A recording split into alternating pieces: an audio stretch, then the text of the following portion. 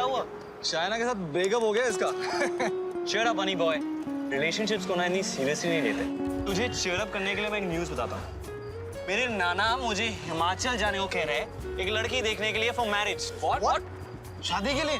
पहाड़ी लड़की के साथ? No way, मैं शादी वादी नहीं करने वाला। यार एक काम करना, तू जाकर देखे तो हाँ, हमें भी तो पता चले कि जो ये ना ये जो पहाड़ी लड़कियां होती हैं ये सच में स्वीट सॉन्ग्स गाती हैं जैसे पुरानी फिल्मों में दिखा दे, या ठंड के मारे करती है। बहुत हो गया।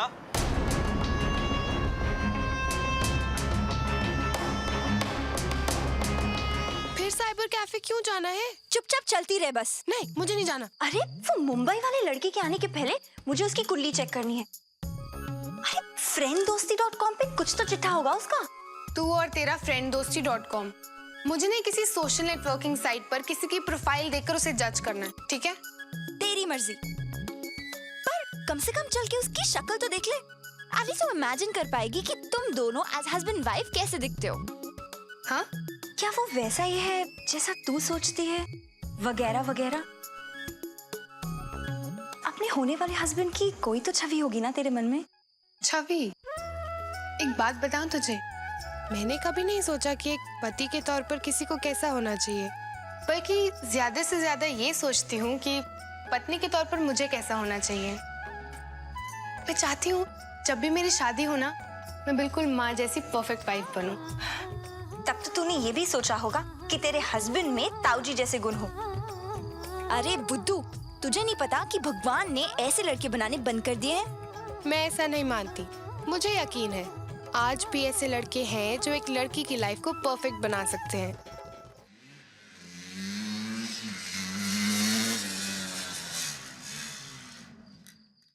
Wow, नाना, looking impressive, हाँ? एक गेम हो जाए। लास्ट मंथ की हार आप भूले नहीं हैं, लेकिन इस बार मैं अगर जीतूंगा ना तो मुझे वो सड़ा हुआ ट्रिपल संडे नहीं चाहिए। Something better. ओके, अगर तुम जीत गए तो तुम जो मांगोगे मैं दूंगा, मगर अगर मैं जीत गया तो मैं जो मांगूंगा तुम्हें देना पड़ेगा।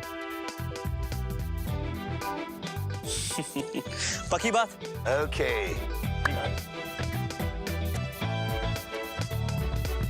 I'll see you, नाना। साहब जी, तीर निशाने पे लगा है। It's working, it's working.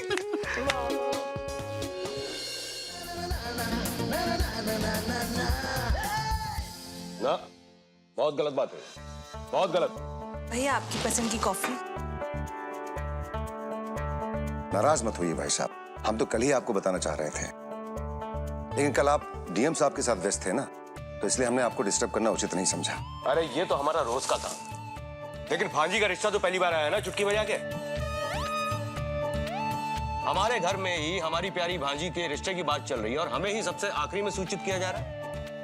इस जिले का जो डीएम है वो बिना हमसे कुछ पूछे हुए एक कदम भी नहीं बढ़ाता है, और आप लोगों ने हमारी अपनी ही भांजी की शादी हमें दूर कर दिया।